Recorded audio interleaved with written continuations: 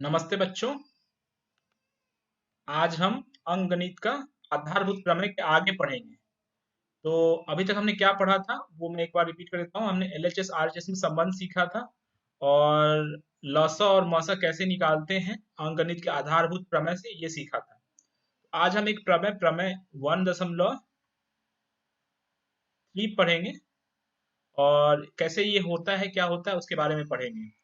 तो इस प्रमेय में क्या कहा है कि मान लीजिए P एक अभाज्य संख्या है। मान लीजिए P एक अभाज्य संख्या है। मान लीजिए P एक अभाज्य संख्या है और वो ए स्क्वायर को विभाजित करता है। P ए स्क्वायर को विभाजित करता है। तो जो P होगा वो a को भी विभाजित करेगा यदि a एक धनात्मक पूर्णांक है तो। मैं फिर से बोलता हूं, मान लीजिए P एक अभाज्य संख्या है और P ए स्क्वायर को विभाजित करता है तो P a को भी विभाजित करेगा यदि a एक धनात्मक पूर्णांक है तो इसके लिए हम एक देखेंगे एग्जांपल से। 2 और 16 ले लेंगे। तो 16 किसका स्क्वायर है? 4 का स्क्वायर है। तो 2 16 को भी पूर्णतः विभाजित करता है और 2 4 को भी पूर्णतः विभाजित करता है। तो ये हमने देखा कि 2 16 को भी पूर्णतः विभाजित करेगा और 2 उसी के जो स्क्वायर रूट होगा 4 उसको भी पूर्णतः विभाजित करेगा। तो ये प्रमेय कैसे प्रूव होता है वो हम देखेंगे।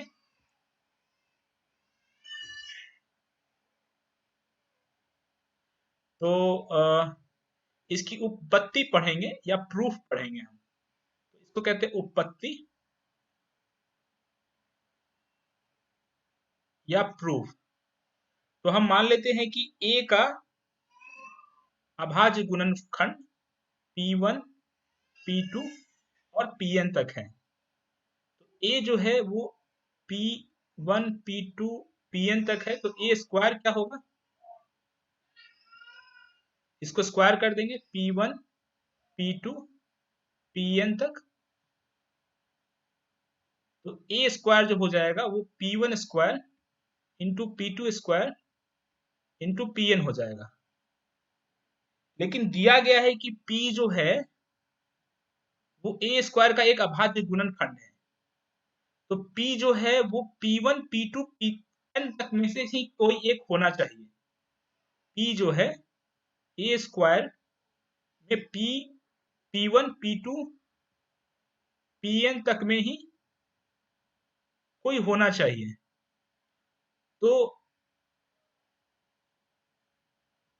ये लिखा हुआ है P1 P2 और Pn और a स्क्वायर का जो अभाज्य गुणनखंड है उसमें से P भी एक संख्या है।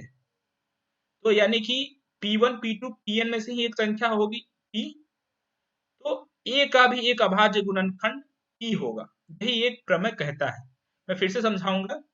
a equals to P1 P2 Pn लिखा हमने, फिर a स्क्वायर इक्वल्स टू दोनों को गुना कर दिया एक बार, तो हमें P1 square P2 square Pn square आया।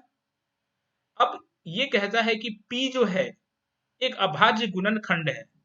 तो a square equals to P1 square into P1 P2 square dot dot dot Pn square तक होगा और ये P1 P2 में से ही एक P भी होगा और a को हमने लिखा है P1 P2 इंटू Pn। तो P1 P2 Pn में से अगर P है तो P यहाँ भी होगा, यानी कि P a का भी एक अभाज्य गुणनखंड होगा।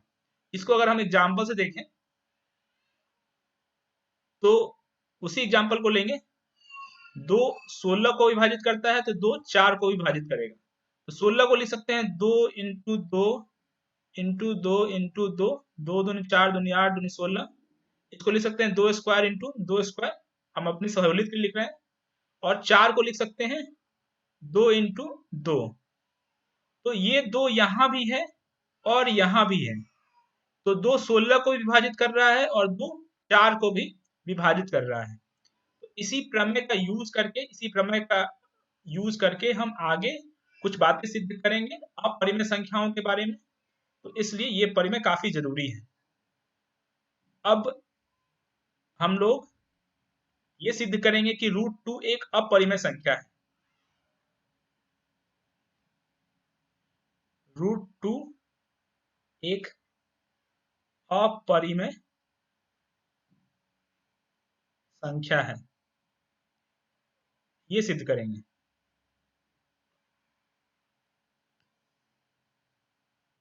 तो ये सिद्ध करने के लिए हम एक नया तरीका यूज करेंगे। √2 एक अपरिमेय संख्या है, ये सिद्ध करने के लिए हम लोग एक नया तरीका यूज करेंगे और उस तरीका को कहते हैं विरोधक्ति द्वारा उत्पत्ति।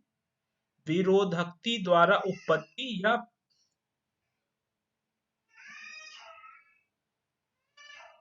प्रूफ बाय कंट्राडिक्शन,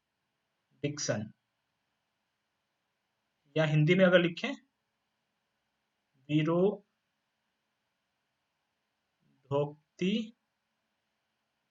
द्वारा उत्पत्ति। तो हम लोग इसमें करते क्या है कि जो चीज दी हुई है उसका उल्टा मान लेते हैं।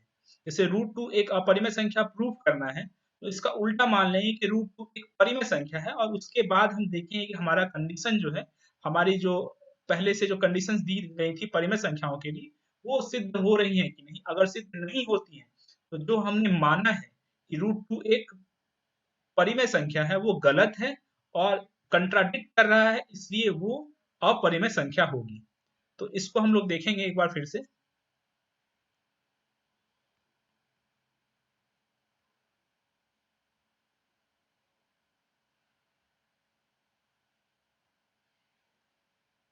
तो मान लेते हैं, सबसे पहले मान लेते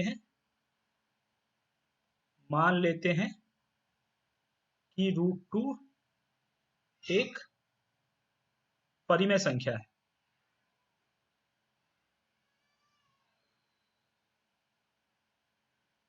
तो √2 एक परिमेय संख्या है, तो √2 को r/s के रूप में लिखा जा सकता है, जहां s नॉट इक्वल्स टू 0 है। ये परिमेय संख्या की परिभाषा होती है कि परिमेय संख्याओं को वो संख्याओं के अनुपात के रूप में लिखा जा सकता है r/s, जहां की s नॉट इक्वल्स टू 0 होता है। अब मान लेते हैं कि r और s में कुछ उभयनिष्ठ गुणनखंड हैं। r और s में कुछ उभयनिष्ठ गुणनखंड हैं और उनको हटाने के बाद √2 इक्वल्स टू a/b आता है। उभयनिष्ठ गुणनखंड का मतलब क्या है? जैसे 5/25, इसका उभयनिष्ठ गुणनखंड 1/5 करके हम ला सकते हैं कि इसका उभयनिष्ठ गुणनखंड 5 था। तो इसको हमने हटा दिया तो ये 1/5 के रूप में आ गया या a/b के रूप में आ गया। तो यही √2 इक्वल्स टू a/b हम ले लेते हैं। तो इसको लिखते हैं √2b equals to a, therefore 2b² equals to a²। तो अभी अभी हमने पढ़ा कि 2 जो है वो a² को विभाजित करेगा।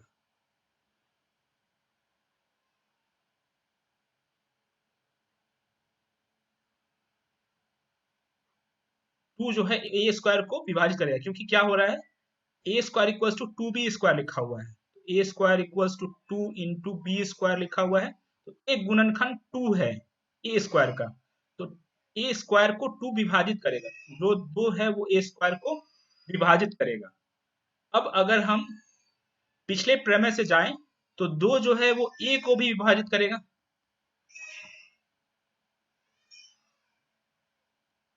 पिछले प्रमेय में हमने पढ़ा था कि जो 2 है वो a को विभाजित करेगा। अगर 2 a² को विभाजित करता है तो 2 a को भी विभाजित करेगा।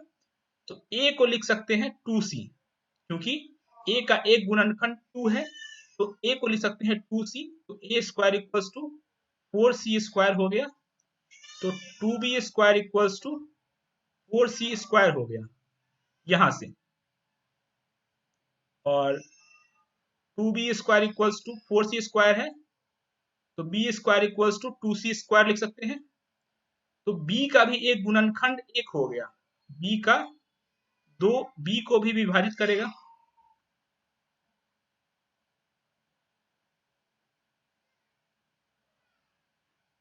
दो बी को भी विभाजित करेगा। यहाँ पे लिख सकते हैं b² equals to 2 into c², तो 2 b को भी विभाजित करेगा।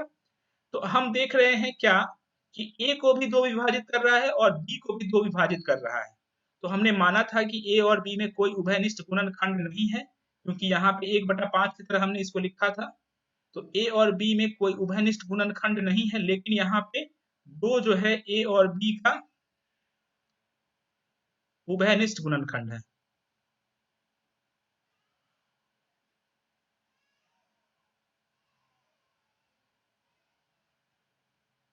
उभयनिष्ठ गुणनखंड है, लेकिन हमने माना था कि कोई उभयनिष्ठ गुणनखंड नहीं है, इसलिए हमारा मानना गलत था। और इसलिए जो हमने शुरुआत में माना था कि √2 एक परिमेय संख्या है, वो गलत है। इसलिए √2 एक अपरिमेय संख्या है, ये सिद्ध होता है।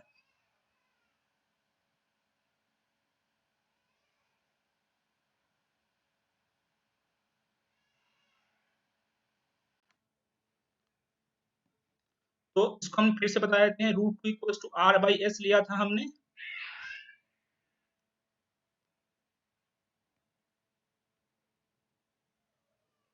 √2 इक्वल्स टू r/s लिया था, फिर √2 इक्वल्स टू a/b कर दिया था, जहां पे a और b का कोई उभयनिष्ठ गुणनखंड नहीं है। फिर हमने प्रूव किया कि a और b का उभयनिष्ठ गुणनखंड 2 है, जो कि ये प्रूव करता है कि हमारा मानना गलत था, और हमने जो मानना था वो गलत था। इसलिए √2 एक परिमेय संख्या नहीं, लेकिन अपरिमेय संख्या है। तो इसके बाद हम √3 इक्वल्स टू परिमेय संख्या है कि नहीं है, ये सिद्ध करेंगे। तो √3 एक अपरिमेय संख्या है, ये प्रूव करेंगे। तो उसी तरीके से मान लेते हैं कि √3 इक्वल्स टू r/s, और √3 इक्वल्स टू a/b कर देंगे, जहां की s नॉट इक्वल्स टू 0 था। तो √3 इक्वल्स टू a/b हुआ, तो √3b इक्वल्स टू a हो गया, दोनों तरफ गुना कर दिया तो 3b² इक्वल्स टू a² हो गया। और तो a² का एक गुणनखंड 3 है, a² का एक गुणनखंड 3 है। अब अगर हम a को 3c मान ले, क्योंकि a² इक्वल्स टू a² का एक गुणनखंड 3 है, तो a को 3c के रूप में लिख सकते हैं। तो a² equals to 3b² equals to 9c² हो जाएगा, और b² इक्वल्स टू 3c² हो जाएगा। तो b का भी एक गुणनखंड 3 है, तो दोनों में एक गुणनखंड 3 आ जा रहा है। a और b का उभयनिष्ठ गुणनखंड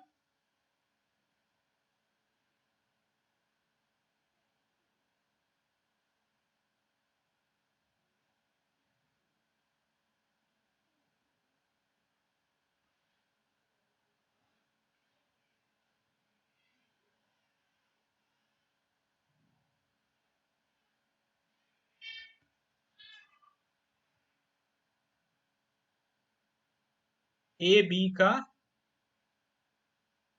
उभयनिष्ठ गुणनखंड 3 है, जो कि हमारे मानने के विपरीत है। इसलिए √3 एक परिमेय संख्या नहीं है, √3 एक अपरिमेय संख्या है।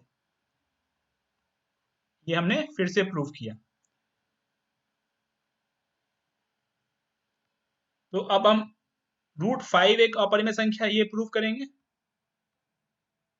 √5 एक अपरिमेय संख्या, ये प्रूव करेंगे।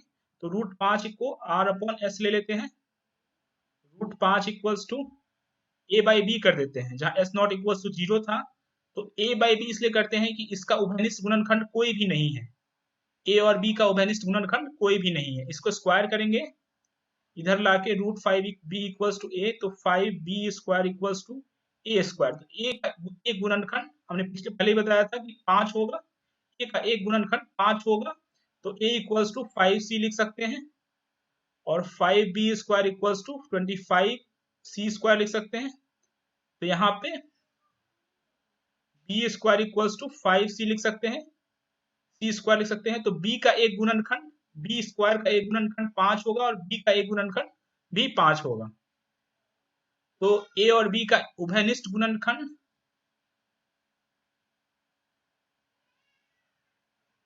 उभयनिष्ठ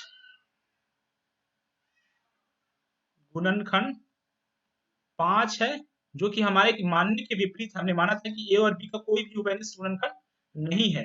इसलिए √5 जो है परिमेय संख्या नहीं है, √5 एक अपरिमेय संख्या है। इसके आगे की चीजें हम नेक्स्ट क्लास में पढ़ेंगे।